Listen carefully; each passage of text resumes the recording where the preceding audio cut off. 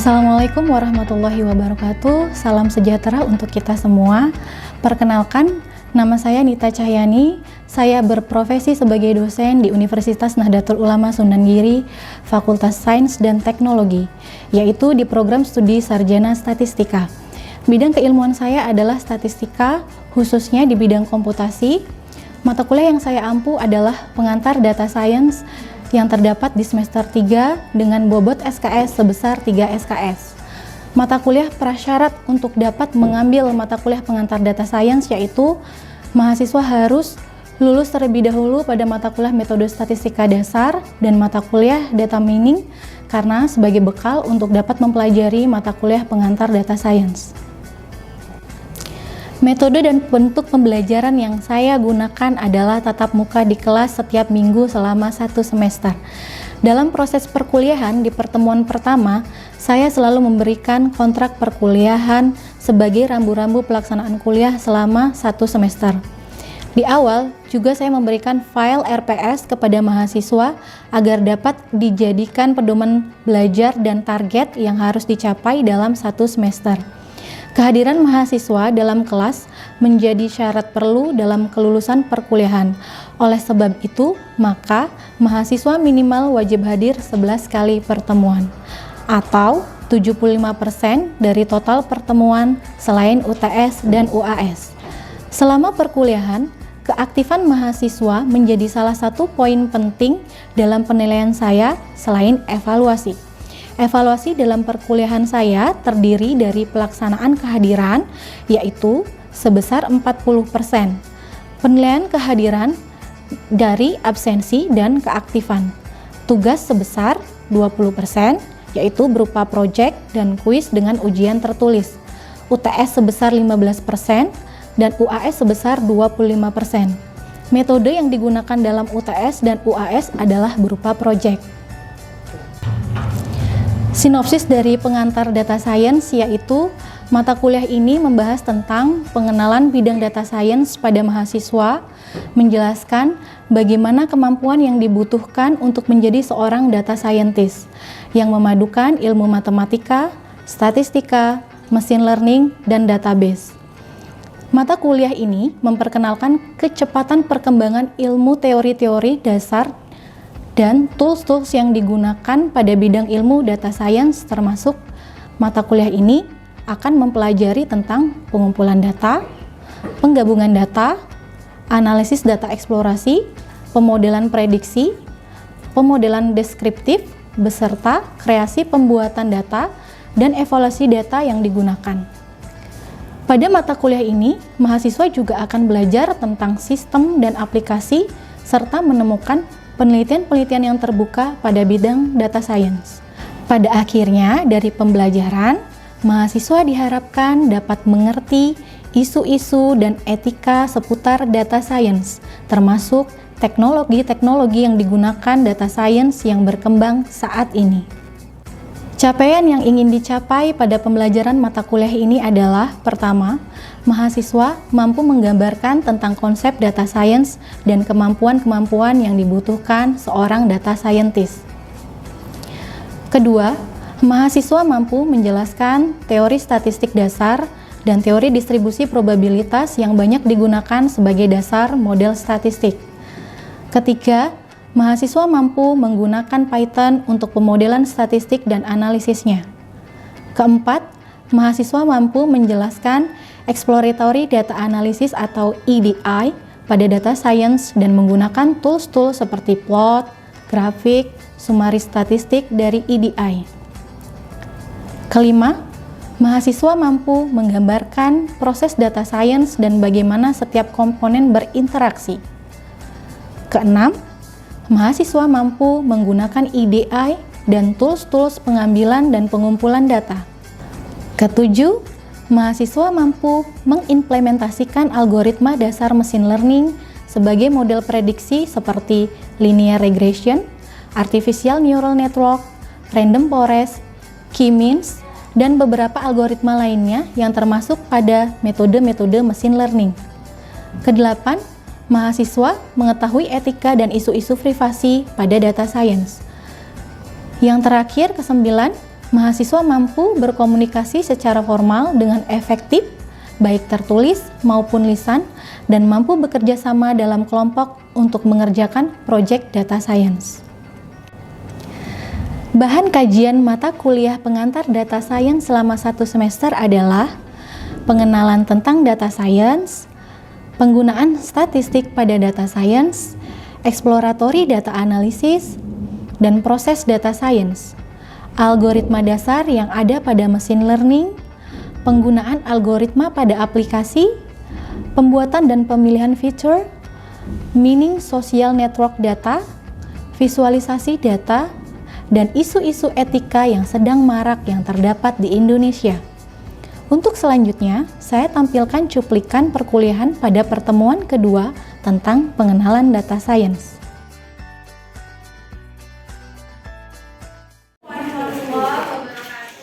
Waalaikumsalam warahmatullahi wabarakatuh.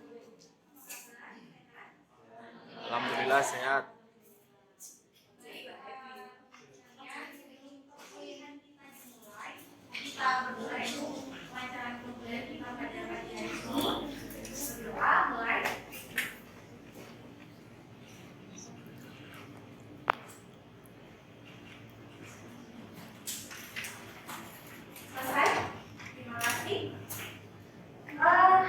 Ini pertemuan kedua kita ya.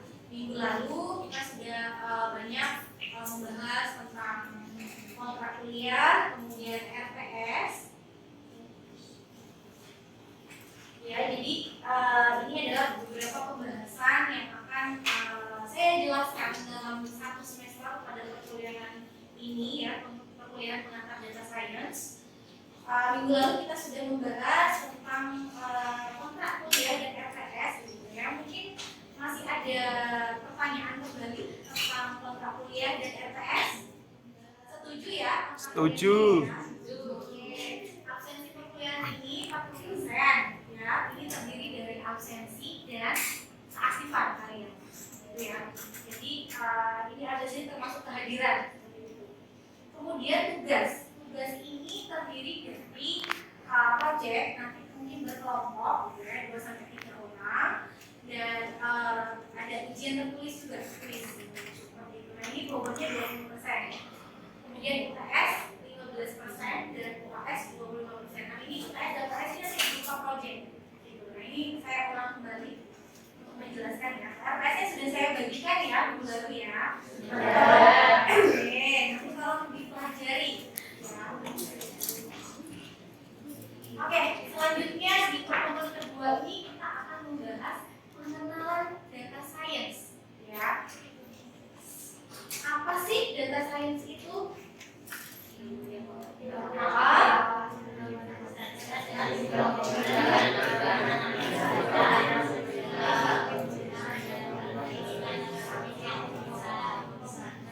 Oke, jadi data science itu menggabungkan apa tadi?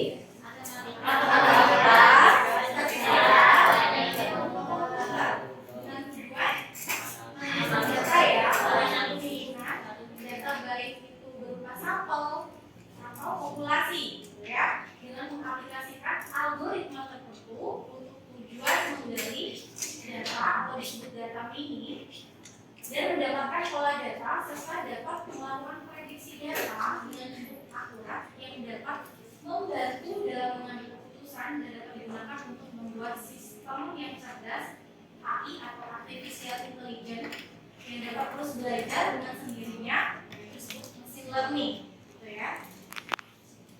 Ya, mungkin masih agak bingung-bingung gitu kan dengan next. Nah, seorang data scientist apa sih yang dibutuhkan? Ya, jadi seorang data science itu membutuhkan tentu pertama adalah kemampuan matematika dan statistika. Ya, jadi seorang data science itu kita harus bisa matematika dan statistika. Kemudian yang kedua adalah kemampuan programmer ya, itu ya, programmer berupa R, Python atau lainnya. Yang ketiga, kemampuan database dan query, ya, jadi SQL atau lainnya, dan pengolahan data. Kemampuan yang dibutuhkan dalam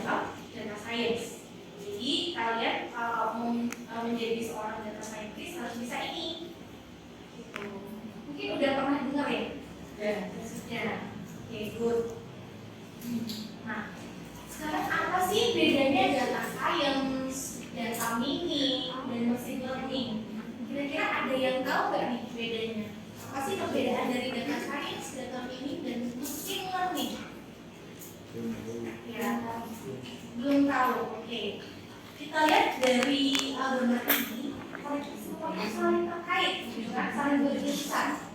Data science di tengah-tengah, ya kan? Lalu apa sih perbedaannya? Apa perbedaannya? Data science melibatkan proses apa saja? Pertama adalah data mining. Apa sih data mining itu?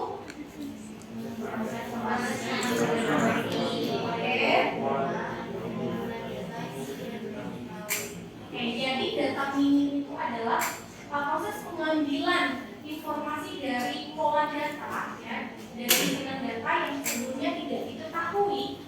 Nah, padahal disebut juga data discovery, itu data mining. Nah, data mining fokus pada mengekstrak pola menggunakan metode statistik untuk dianalisis dan dapat juga melakukan prediksi. Mungkin sudah sering dengar ya data mining, ya kan? Oke. Lalu machine learning apa? Machine learning Bagian dari AI. yang merupakan bagian dari AI, ya, atau artificial intelligence yang digunakan agar sistem komputer secara otomatis dapat belajar dengan sendirinya tanpa diberikan instruksi, ya. Jadi dia otomatis, gitu ya, belajar sendirinya programnya. Nah, itu dapat meningkatkan prediksi yang akurat dan penggunaannya biasanya sifatnya real time. Jadi otomatis, ya. Jadi data mining dan machine learning ini adalah merupakan bagian dari data science. Nah, kalau nanti ada mata kuliah data mining itu harus dipelajari, karena sebelum ini kan kita sudah harus mempelajari data mining juga. Kemudian machine learning juga semuanya saling terkait di dalam data science. Nah, sebenarnya apa sih tujuan dari data science ini? Apa tujuannya? Menggali data dan memberikan informasi seakurat mungkin yang digunakan untuk apa saja. Ada dua ya. Yang pertama apa? Deskripsi.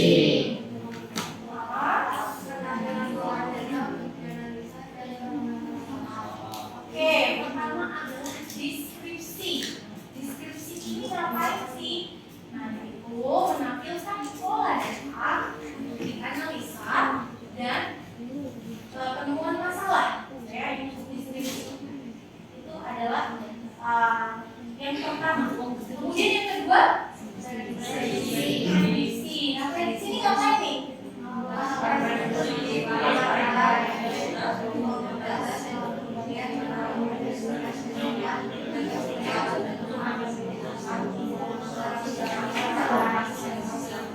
Oke, good. Jadi prediksi ini melakukan prediksi berupa nilai, ya, probabilitas maupun data, dan kemudian merekomendasikan hasilnya untuk digunakan sebagai alat bantu mengambil keputusan, ya, maupun secara langsung digunakan secara otomatis oleh sistem, gitu ya.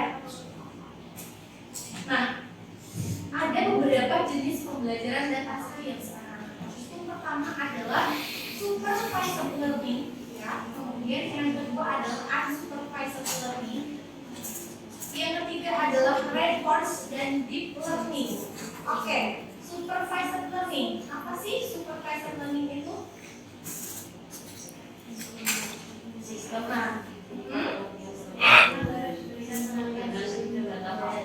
Oke, jadi gini, supervised learning dia itu jadi ada data dulu. Jadi misalkan data apa ini?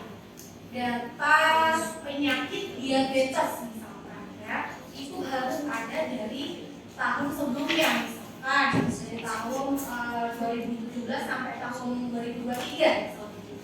Nah, kita ingin memprediksi itu nanti, jadi ada input, ada output, ya. Jadi datanya itu udah ada data latihannya, gitu ya. Jadi ini di sini sini ada sistem harus diberikan pelatihan terlebih dahulu atau training dengan data fakta, ya, data fakta tadi penyakit diabetes, gitu kan.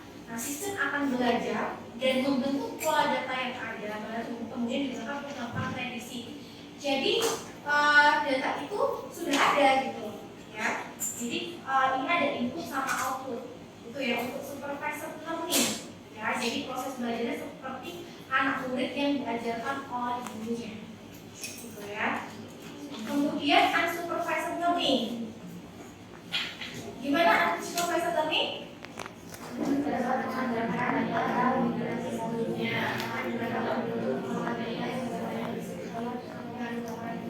Iya, supervised ini kebalikannya dari supervised learning, ya.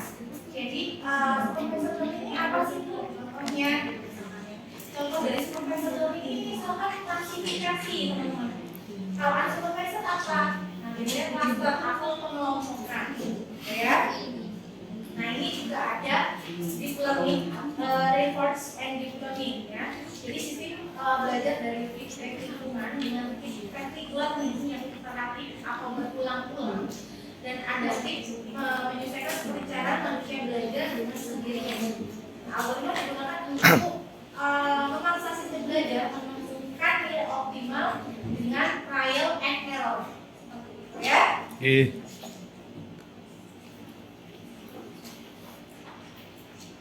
Oke, machine learning biasanya digunakan untuk apa?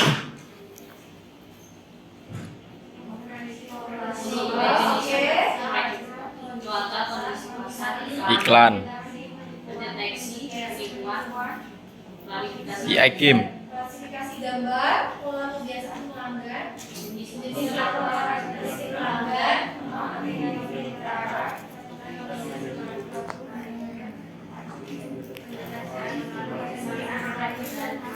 Oke, ini adalah salah satu kegunaan dari machine learning. Beberapa kegunaan dari machine learning. Oke, bagaimana sih machine learning bekerja dan apa bedanya dengan pemrograman tradisional? Ini teman-teman bisa lihat di sini ada data input, tradisional programming ya, jadi itu program kemudian output. Sedangkan untuk machine learning itu ada data input, program lalu output. Intinya bagaimana? Untuk tradisional, bagaimana pemrograman tradisional membutuhkan data sebagai input dan program yang sudah dibuat untuk menghasilkan output. Sedangkan machine learning, ini membutuhkan data sebagai input dan program yang diingat dan dia akan mencari dengan sendirinya program pengumumannya. Jadi dia otomatis, tidak manual kayak tradisional ya. Nah, bagaimana machine learning bekerja dan apa bedanya dengan pemrograman tradisional? Jadi lanjutan yang tadi ya. Nah, ini salah satu contoh machine learning ya. Jadi ketika kita menggunakan metode machine learning, ini misalkan ada data ya, study hour. Dengan ini adalah variabel-variabelnya ya, study hour, test hour, the hour. Ini resultnya ada file sama kelas ya. Jadi agar mesin dapat belajar dibutuhkan dua jenis data, yaitu data training kemudian sama data testing ya. Jadi kalau punya data untuk menyelesaikan suatu metode mesin learning, data itu harus dibagi menjadi dua, data training sama data testing ya. Jadi apa sih fungsinya data testing ini? Nah, nanti ini untuk predict value-nya gitu ya. Nah, ini adalah contoh-contoh dari algoritma machine learning. Machine learning itu ada beberapa tadi yang sudah dijelaskan ya. Ada supervised learning. Supervised learning apa saja di situ bisa dibaca, ada klasifikasi sama regresi ya. Nah, ada klasifikasi apa saja dan bisa decision tree, kemudian bias, SVM, KNN dan lain sebagainya. Kemudian ada regression, ada linear regression, ada logistic regression, itu ya untuk supervised learning.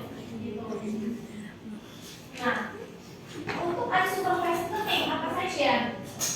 Ada association ya. ada dimension reduction ya. Association apa saja?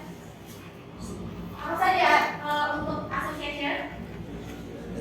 Oke, association dulu. Terus analisis dan lain sebagainya ya. Untuk clustering apa saja? Apa saja untuk clustering?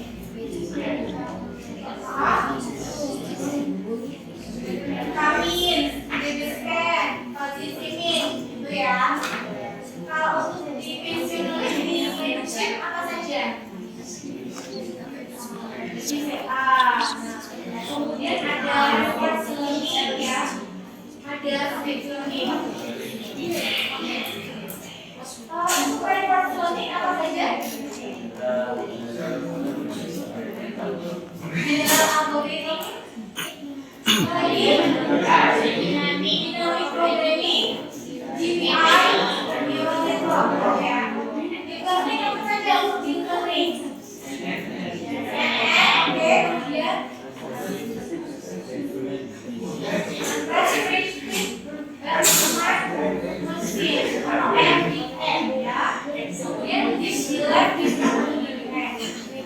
ini adalah contoh-contoh algoritma dari machine learning.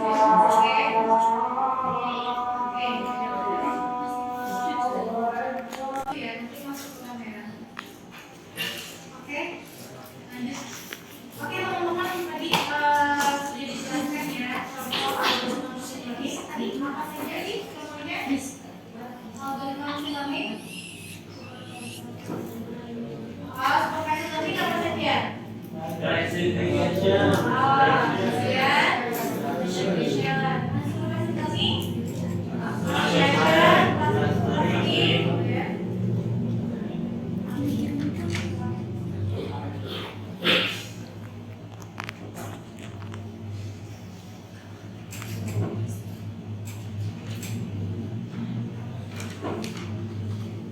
Oke, tadi apa saja contoh algoritma machine learning, supervised learning, ya, terdiri dari classification, regression, ya, kemudian unsupervised learning, association, clustering, kemudian reinforced learning, ya, sama deep learning, ya.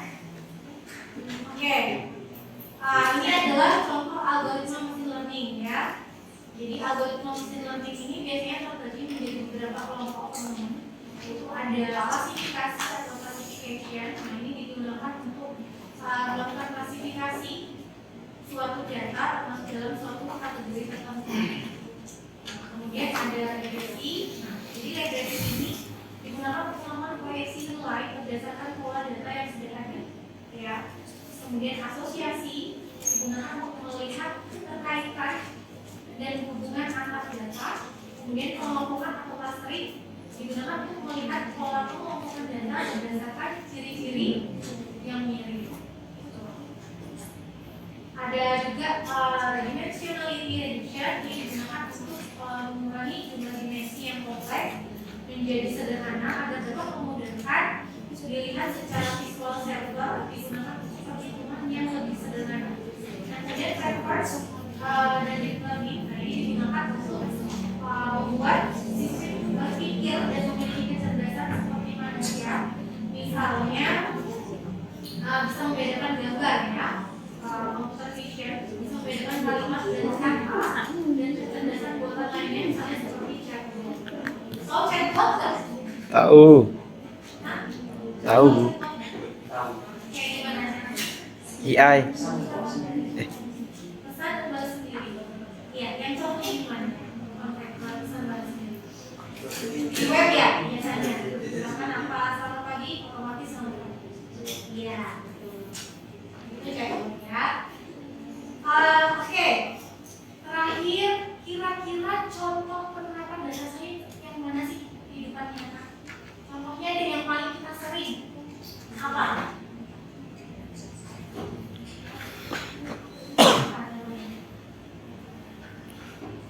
Ada yang tahu? Apa yang sering kalian gunakan kalau mau pulang tinggal manggil pakai HP apa namanya?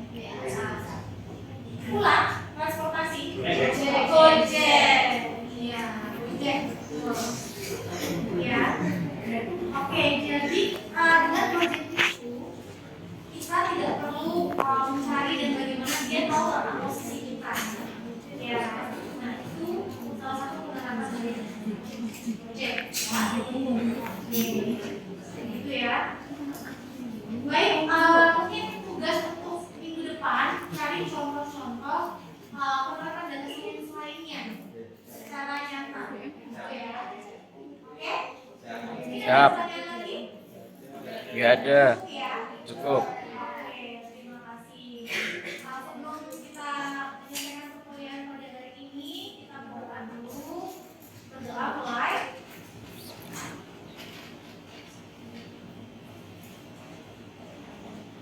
Selesai. Terima kasih. Wassalamualaikum warahmatullahi wabarakatuh. Waalaikumsalam warahmatullahi wabarakatuh. Demikian cuplikan video pembelajaran saya pada mata kuliah pengantar data science. Terima kasih. Wassalamualaikum warahmatullahi wabarakatuh.